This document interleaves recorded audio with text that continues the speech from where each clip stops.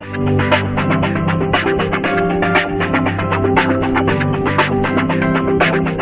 guys and gals, Cody Sperber here, and in today's video I'm going to teach you what is, in my opinion, the most important job you're going to have as a real estate investor, and that is doing property and market value analysis. This is also known as doing your due diligence, and if done correctly can help you become an informed, profitable investor and negotiate from a foundation of authority. If done wrong, it can lead you right towards financial ruins and many unnecessary headaches that easily could have been avoided. But because you're smart enough to take this course, you're going to be able to research with confidence, and I'm positive that by the time I'm done teaching you and you're done watching this video and practicing what I'm about to teach you, you're going to be a master deal analyzer and go on to profit big time as a successful real estate investor. Let's go ahead and dive into the training. So what exactly is due diligence? Well, it's the process a party of a transaction goes through when investigating the facts and circumstances of a transaction prior to signing a contract. So, in our last video, we covered the seller's circumstantial analysis, and based on what they told us on the phone, we've made that decision to move forward to what is known as the pre-contract due diligence period, and that's what we're going to cover in this video. The four key areas that we're going to focus on are the property itself, the neighborhood, the homeowner, and the market, okay? And so let's talk about each one in particular. For property, we're looking at property characteristics such as size, square footage, property type, year build, etc., etc. We're also looking at property condition. That's what we're going to cover in our next video when we teach you how to do a proper inspection on the property. We're also going to be talking about property valuation. This is also known as comping, all right? And we're going to break that down. We're going to show you what is a comp, what makes a good comp, what makes a bad comp, and where to pull your comps. Every single thing that you're going to need to know about comps, we're going to teach you in this video. As far as the neighborhood goes, we're looking for like subdivision data, okay? So the age of the subdivision, the number of competing houses for sale in the subdivision, the average days on market. You're going to hear that term a lot, days on market, okay? It's a very important term as a real estate investor, especially if you're flipping properties. You're going to want to know how long is it going to take for a property to sell, okay? You're going to want to know what are the total number of houses located in this subdivision. You're going to try and get your finger on the pulse of neighborhood pricing trends. All right. You're also going to want to know foreclosure data for a particular area or a particular neighborhood.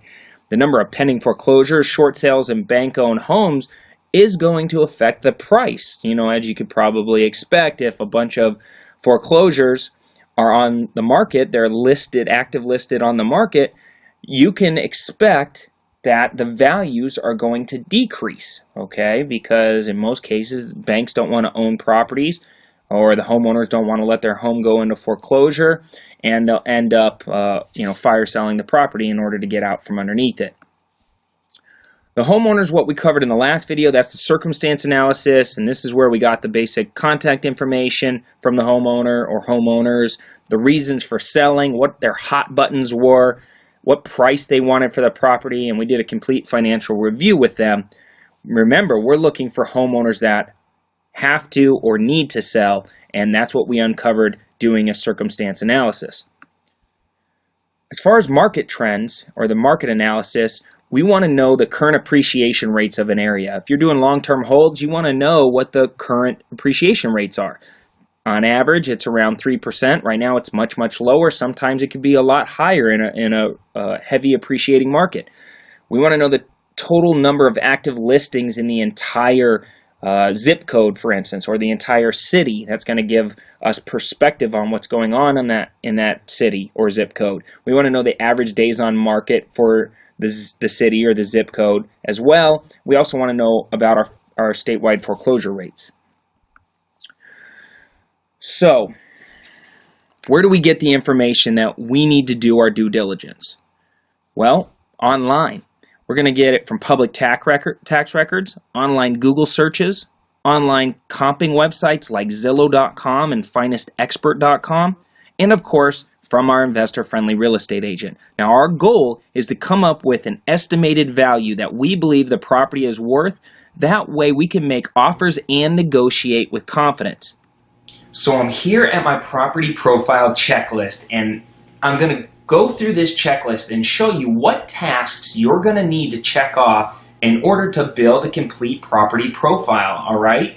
And this is the exact same document that Dana and I use in our investing business. We don't have any fancy spreadsheets or fancy CRM systems. I know they're out there, and if you spend money on that, that's great. A lot of them are very useful. But if you want to keep it simple and you want to make sure you don't miss anything, we developed this little property profile checklist to make sure that every single time we get every piece of information we need to print out, to put in our property profile so we can make an informed decision and negotiate from a foundation of information and knowledge and not just winging it, which is how a lot of investors get burned, okay? So I'm going to go through it. Start at the top, go through the entire checklist. I'm going to show you where we're getting these comps, what we're looking at, how to decipher the numbers, and hopefully by the time we're done going through this entire thing, you're going to be an expert comper, okay? And a comp is nothing more than a comparable analysis between the subject property and other like properties in the specific area, okay? I'm excited. Let's get started. Very first thing, property intake form with notes. This is the same form that we covered in the last video, so you're going to be very knowledgeable of what's happening with the seller's circumstance, and you're going to print out any note or print that document out, any handwritten notes that you wrote on it when you were taking the seller's information down. You're going to put that in the property file. Check that off. Next, property at a glance worksheet. Now, this is basically how we quickly stay organized. I'm going to give you this document. I'm going to scroll down here, and you can see here, this is our property at a glance worksheet. It's a simple one-page document. I print this out. I handwrite in all the pertinent information that I'm going to get when I build my complete property profile, and I'm going to staple it right on the top of the folder. That way, at any point in time, I can quickly glance at it and just say, okay, that's what the comps are. That's what the homeowner's name is, or address, or phone number, or any notes I write down. I normally hold my folder like this, and when I'm doing an inspection of the property, I don't have any fancy inspection checklists. What do I know about construction? I don't know anything about construction, but I can take notes and point stuff out and say, oh, there's a leak under there or over there, or it's missing this, or it's cracked foundation. And I normally put this document right on top, staple it right on top of my property file, and I set it right in front of the homeowner. So they're always looking at it so they can see what I think my comps are. They can see what I think is wrong with the property, and I kind of use it as a negotiating tool just so everybody is perfectly clear where my head's at. We go back up here. I'm going to print that out, and I'm going to make sure that it is stapled either on top or inside the front cover of my property file.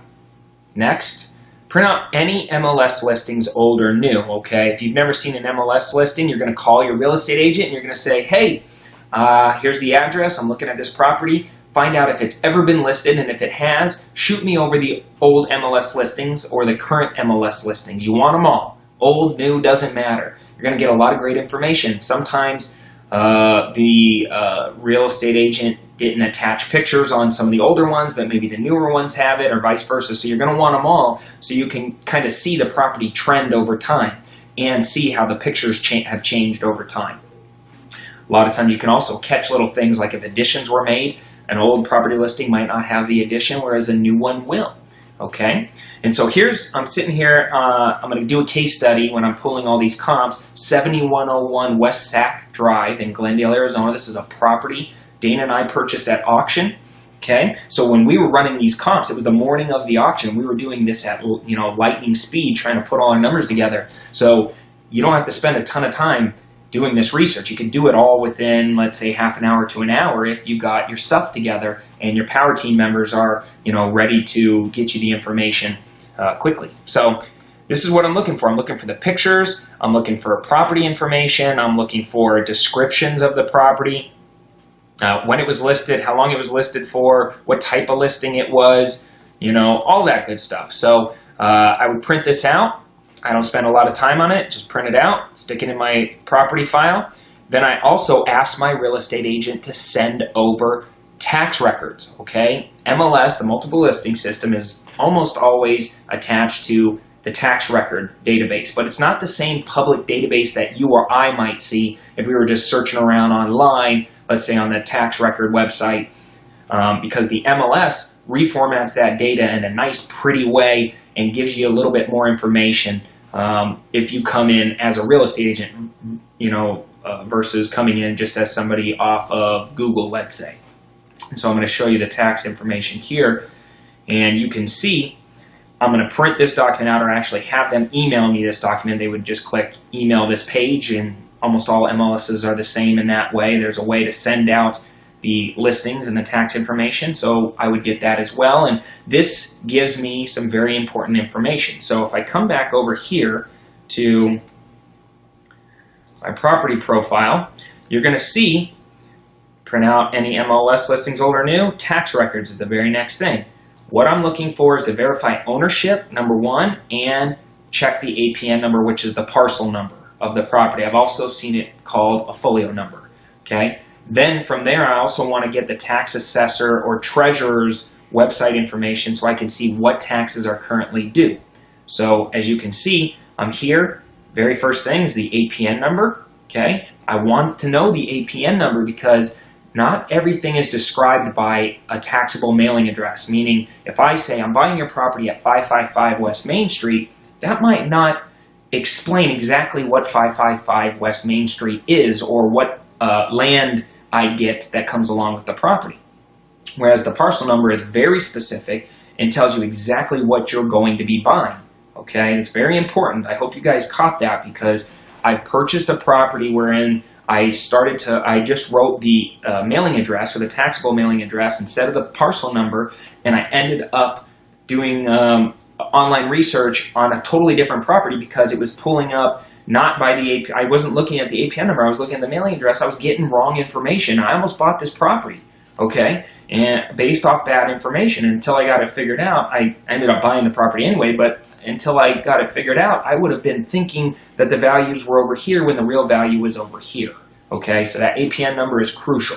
The next thing I'm going to look at is current owner of record. Make sure the person I'm talking to is the person that is saying that the tax records are showing as the owner of record.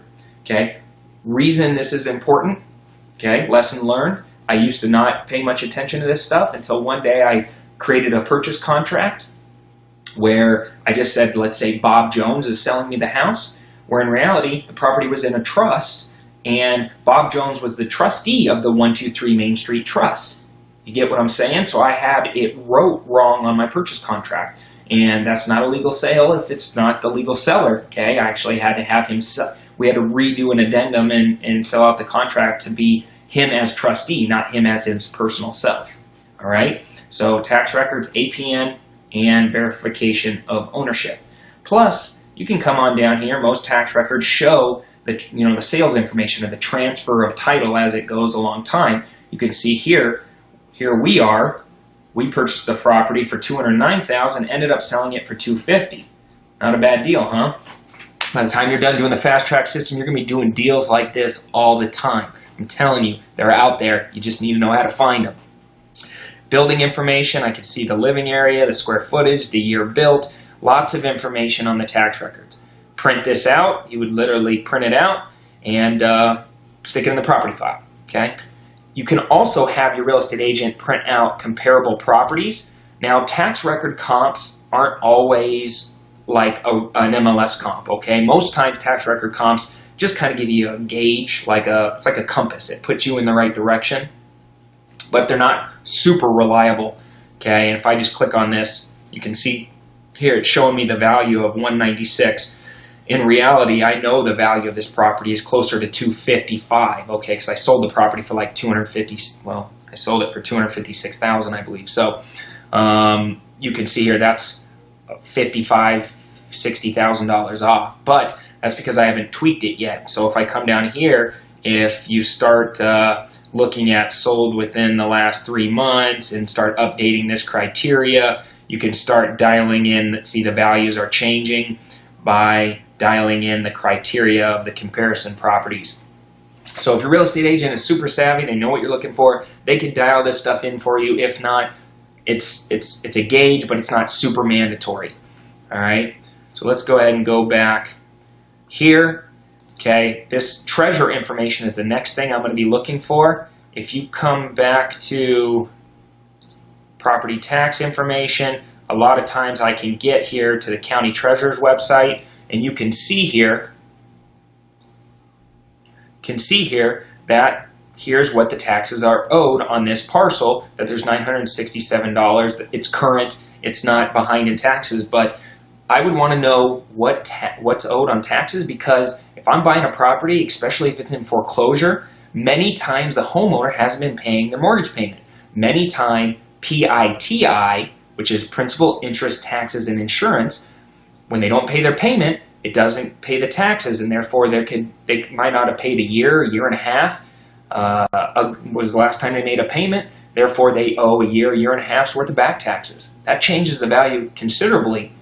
If you think they owe $100,000 when in reality they owe $105 or $107, you see, it could totally change how you make your offer. Or when you're wholesaling the property, a lot of time that end investor, that end buyer wants to know what the back taxes are that's going to be owed on the property, and whether you're going to pay them or you're passing those on to him. So you better know what those are. All right, let's come back here. Come back down here. Now it's time to get into the comps, okay? So I'm now going to jump over and show you how to comp a property, okay? We started to a little bit in the tax records, but I'm really going to dial in. And the very, very first thing I'm going to do is I'm going to pick up my phone and I'm going to ask my investor-friendly real estate agent, who I've trained. He knows or she knows exactly what we're going to be looking for, okay? And I'm going to tell them, here's the property address, I need a comp, and here's the time frame I need it back in. And if they're a good investor-friendly agent, they're going to get it back to you within that time frame, okay? So let's go ahead and jump over here and let's look at a CMA, otherwise known as a comparative market analysis. So here's my subject property, 7101 West Sac Drive. And you can see here, I picked up my phone, asked for the CMA, it came right back over. And you're going to be able to see at first this high-level overview. Here's the subject property, and here are some actively listed comps and pending comps. Pendings in blue, actives in green. Okay, let's talk about why active and pending. You want at least 3 at a minimum. If you can get at least 3, more is good. At least 3. Okay, active comps in the area. All right. So what is a comp? A comp means that it's a comparable property, same characteristics, same features. 1 stories, 1 stories. 2 stories, 2 stories. Pool, pool. Size or square footage, size and square footage. Lot size, lot size. Year built, year built. Okay, those are the kind of characteristics we're going to be looking for when running our comps. Okay, the next thing is geographical area. You want to be all in the same neighborhood, or all in the same subdivision, or all in the same half of a mile, or all of the same zip code or city. You see, you want to like get it, the more dialed in, the better the comp. Time frame, okay? Property sold within the last 30 days, the best. 90 days, pretty dang good. 6 months, not so great, but not bad in some areas of the country, okay? Maybe not a lot of properties have been sold lately, okay? Maybe only 1 or 2 or 3 of them have within the last 6 months. 1 year ago, pretty bad comp, okay? Not going to be the best comps because of a lot of price fluctuation within the last year. Okay, so this map gives me a quick overview. Okay, I can kind of see, wow, they're kind of like right on the same street or right down the street, but they're definitely all in the same neighborhood. I could probably drive a golf ball to all of these comps if I was a better golfer. Maybe DVH can drive a golf ball to all of these comps, but you get the point. So I'm going to look at this, and then I'm going to come down here, and I'm going to say, look at this, my real estate agent's dialed in. Here's all the characteristics of the property I'm going to be looking at. Beds, baths, square footage, lot size, year built, pool, level, public remarks. Okay? And what my real estate agent is basically going to do, they're going to look at my subject property and they're going to scour the MLS to find similar properties that have recently been listed as active listings or have recently sold. Okay? So, the main takeaway from a CMA is one single number, what your real estate agent believes the value of this property to be. But we check how they're doing their research by looking at the individual properties that they pull, okay? You don't spend a lot of time on this, but here's our subject property. Here's our the other 3 actively listed properties that our real estate agent pulled, okay? You can see that 4 bedrooms, 4 bedrooms, 4 bedrooms, 3 bedrooms, 2.5 baths, 3 baths, 2.5 baths, 2.5 baths, 2,700 square foot pretty much, 2,600 square foot pretty much, 2,600 square foot pretty much, and 3,200 square foot. Lot size 7,300, 1 to 7,500, 7,500, 10,000, 7,500, 10,000. Okay, we're all in that same square footage range, or lot square footage range. Year built 87, 88, 88, 88. Yes, we have a pool. No, there's none in this one. This one's private pool. This one has a private pool. Perfect. 2-story, 2-story, 2-story, 2-story. My real estate agent's doing their job. I don't spend a lot of time on this, but at least they're good comps. I read this information. Maybe it gives me some insight. This is pulling from the public comments or the public remarks on the listing, the active listing, and it might give me some insight as whether this is a short sale or a bank-owned home, or if the property's been remodeled or anything that might have to do with that specific property. If I believe these to be good comps, later on, when I'm out in the neighborhood, before I ever meet with the motivated seller, I'm going to drive these properties. I'm going to get what's called boots on the ground, and I'm going to look at these properties in real person, not on a line, but in real person. I'm going to look around and I'm going to say, man, this looks just like my subject property. This is a good comp. Or this is nothing like my subject property. This is in a gated community and there's $1 million house next door. Not even comparable, okay? Come down here, do the same again for all of these sold comps. Okay, so here's my subject property. I'm going to do the analysis. Yes, they all are very similar. Here's a couple more compared to my subject property. So basically, he's pulled 5 sold comps. Great number. Okay, all of them are pretty decent comps. I'm going to come down here. I'm going to kind of just take a quick glance at what's happening with the summary of the closed listings, because I'm trying to just see the list price was listed at here, and this is what it actually sold for. I'm looking to see if there's a difference between the two numbers. A lot of homeowners will list at, for instance, on this one, $256,750. It sold for the same amount, okay? But it took 155 days to do so. This one listed for $235, but it actually sold for $220, okay? $15,000 difference, took 124 days to do that. Other thing I might glance is this price per square foot. If I'm trying to get a gauge on what price per square foot is in the area, this is a great way to do it. But mainly I'm just going to scroll down here, and this is the main number I'm looking for. My real estate agent's telling me the value of this property is $252,130. Boom, done. Print this page out. I'm going to maybe map out some of these comps so I can drive them later, but for the most part I'm going to print this out, put it in my property file, move on to the next one, which is NAR RPR. Okay, this is my secret weapon. You're going to be so excited that I'm about to share this with you, and your real estate agent probably isn't even using this stuff yet because it's so new, but I'm telling you, if you train your real estate agent, they're going to get better and they're going to provide you better information. So let me show you one of my secret weapons. Go to, not you, your real estate agent, have them go to narrpr.com and create a free account. This is free to any real estate agent who's a realtor in the entire country. And what this is like Zillow on crack. This is like the easiest way to comp a property anywhere in the country and get a ton of market information, statistical analysis, reports, anything. I mean, this is the Mac Daddy website, guys. You're going to be so excited. I'm going to show you this. So once you drop in, you put in your address of the property you want information on, and look at this. It's immediately going to print out a value, okay? This is a pretty dialed-in value, okay? Because I haven't even touched it, I haven't tweaked it, and I know this. I sold the property for $256. It's telling me the value is $251. That's pretty dialed in. Also, you can get a ton of information from this website. It's going to pull MLS information, tax information, homeowner information. It's going to give you a bunch of statistics that you can go through.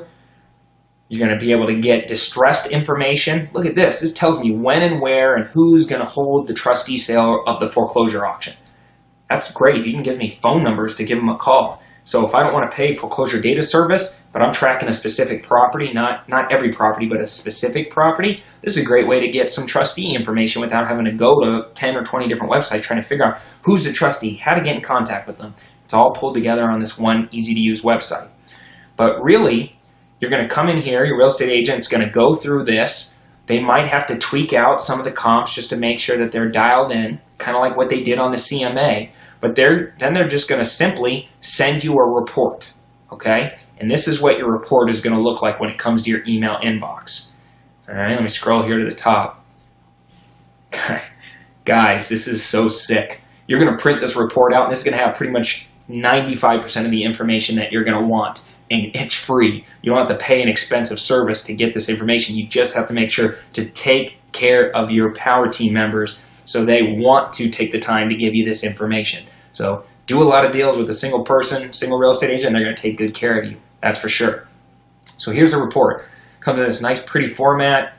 Gives you home facts, tax information all right here. Look at this. All the old MLS photos printed out all nice and orderly. Look at this. Median estimated home values compared to the county, the state, the house, the zip code. Old sales history. It shows all the different dates that the property sold and then for what price per square foot and the sales amount. Tax assessed values, where the tax assessed values are coming in at. Look at this legal description. There's our APN number. There's our legal description. Make sure you guys are putting that on every single purchase contract. Come down here. Got some, I really don't use this one, but this is sales and financing activity in graphical format. But look at this. If I wanted high-level overviews, if I wanted to impress somebody I was trying to wholesale this property to, think if I knew this information and I was sitting there talking to an investor and I'm saying, look, this is the median estimated home value versus the median listing price. So when you flip this property, this is what's happening in the area. Median listing price versus sales volume versus listing volume. This is the amount of distressed inventory in the area. This is the price range of the homes being sold. And every time that I look at one of these areas, it tells me what my house is and where it falls in. So it's 250 to 274. That's this range right here. So I'm able to see there's 298 other houses. Price per square foot of homes sold. I mean, it just goes on and on and on. I mean, you can sit here all day and do the research, understand what's happening in the area, all from this one easy-to-use free website. Here's the comps. Grab the comps. Go drive some of them. See if they truly are comps. And it just goes on and on and on. All right. Check that off. Boom. Finest Expert. That's the next one. Finest Expert. What I like about this website and why I use this over, say, cyberhomes.com is because it was pretty much designed for real estate investors, okay? So it's telling me the value of this property is $227, which is not correct, but it's not far off either. It allows you to go in there and tweak out the values depending upon repairs being made. So if you know this is pulling from some old data and there's been a remodel since then, you can go in there and tweak out and adjust the house's value. But more importantly, look at this. Look at all this annual property operating information. Look at all this analysis you can do all for free right within finestexpert.com, and it pumps out your cash on cash, your ROI. If I'm doing a long-term buy and hold, Finest Expert is where I'm going to go to get some rental information and to be able to kind of get a free overview and run some cash on cash analytics on my property. And it's going to tell me right here what it thinks it is, and it's all free, okay? Also has some other statistics that you can go. You can also drive the things, but more importantly, print this out, stick it in the file, move on to the next one, which is Zillow. Let's go over here to Zillow. Zillow, same thing, put in the address, gives you a Zestimate, all right? The Zestimate is $260, not far off. Zillow's actually been getting a lot better over the last 3 or 4 years. The data that they're pulling from is better, high-quality data. And believe it or not, I'm actually kind of a fan of Zillow sometimes. I don't use it all the time unless I'm wholesaling because the average Joe, especially if they're just trying to grab quick information, they're going to come to Zillow. One of the tricks when you're selling a property, now I'm telling you how to do research, okay? So just pull the Zillow, print it out, put it in your file. But when you're trying to sell a property, you can actually, once you own a property and you're on the tax records, you can actually come in here and change the value that Zillow spits out. So think of the importance of that when you're wholesaling. You can actually come into Zillow, create a free account, verify ownership by showing that your LLC or your personal name is on the tax records, and then you can make adjustments. You can put up, make adjustments for the repairs that you've made, or if certain things aren't correct with like size, square footage, year build, any errors that Zillow has been reporting. You can change that stuff, increase the value of Zillow, and then when you're an investor or you start marketing the property and an investor start going to Zillow to look at it, you just increase the value, give you a much better chance of selling it quickly because it's going to show a bigger spread. Let's go to the next one. RealQuest. All right, so let's talk about RealQuest here for a second. If you come to express.realquest.com, you're going to be able to pay, and you can see here the price is $49, $79, or $149. Now, you have two choices. You actually have three choices. Choice number one, you just be an investor, and you rely on your Power Team members and the free websites to get your information. Choice number two, you go get your real estate license, and you get access to the MLS. I don't see any reason why investors can't have the real estate license. I have mine. As long as you're conducting business ethically and you're doing things honestly, there's not a lot of liability for you. Everybody says, well, I don't want to get my license because of the liability. Well, yeah, there is extra liability, but only if you're doing business on the fringe, okay? So if you're just doing good business, good deals, you're disclosing everything, you're going to be just fine being a licensed agent. Plus, you're going to get access to things like NAR, RPR.com or the MLS without relying on a real estate agent. But if the third option is just to pay for it, RealQuest is probably the best comping site. It actually gives you these little mini appraisals, but it can get rather expensive, as you can see, by just coming over to express.realquest.com. You can actually sign up for a trial service. So that's it. That's all of the different services you're going to use to come up with a value. Okay, after you get done, you're going to print all that stuff out, put it in your property file, and we're going to look at it later. Don't worry about deciphering it yet. You're going to then print out some Google Maps, okay? One of the first things I do when I'm looking at a property is I go into Google Maps and I try to see if it'll have a street view, okay? Street view tells me a ton about the property because I can pan around, I can look at the neighbors' houses, see are they taking care of their lawns. I can do go up and down the street to see what else is happening in that area. Then the very next thing I do is I do a high-level aerial view or a satellite view. That's going to tell me a lot about the neighborhood. I can't tell you how many times a wholesaler or somebody selling the property tried to get one over on me by sending me a property, and I look at the pictures and I'm like, wow, this is a good-looking property. I look at the information about the property, I'm like, man, it looks really good, the numbers make sense. And then I do a high-level overview, and I realize it's right across the street from, say, a dairy farm or an industrial center or something or an airport. Okay, that's a big one. Or I see that high-voltage power lines are running right behind it, or it backs a canal with high-voltage power lines. I mean, all those things heavily decrease house values. So don't ever waste your time going out to a property until you go over to Google and try and see if it has a street view. A lot of places do have street views built in. If it doesn't, at least get the overview or the aerial view, and it's going to tell you a lot about the neighborhood. Then you're going to print out a map in your direction so you're all prepared for your initial meeting with the homeowner. And now that you've done your pre-contract due diligence, it is time to lay out all your research out on a table and start running through the numbers. Your main goal at this point is to ask yourself if you should move forward and meet with the seller and do your inspection or move on to bigger and better things. I always ask myself 3 questions at this point. Question number 1, is there a spread, between what I think I can purchase the property for versus what I think it's worth, I never, ever, ever, listen up people, I never force the numbers to make a deal. Remember, the numbers don't lie. The next question I always ask is, does the seller have to or need to sell? I only work with sellers that have to or need to sell. Sellers that just want to sell, they're not motivated enough for me, and they always ended up wasting my time. So I suggest you don't waste time with them either. And the final question I ask is, do I have an exit strategy in mind? Now, this changes depending on my current resources or lack of resources and my current goals.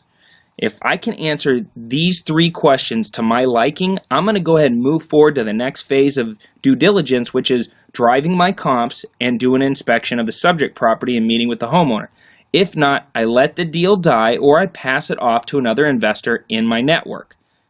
Well, that's it for this training video. I hope that you take doing property and market analysis seriously, because this is the phase that most investors lose money on. Like my dad always says, you make money when you buy, not when you sell.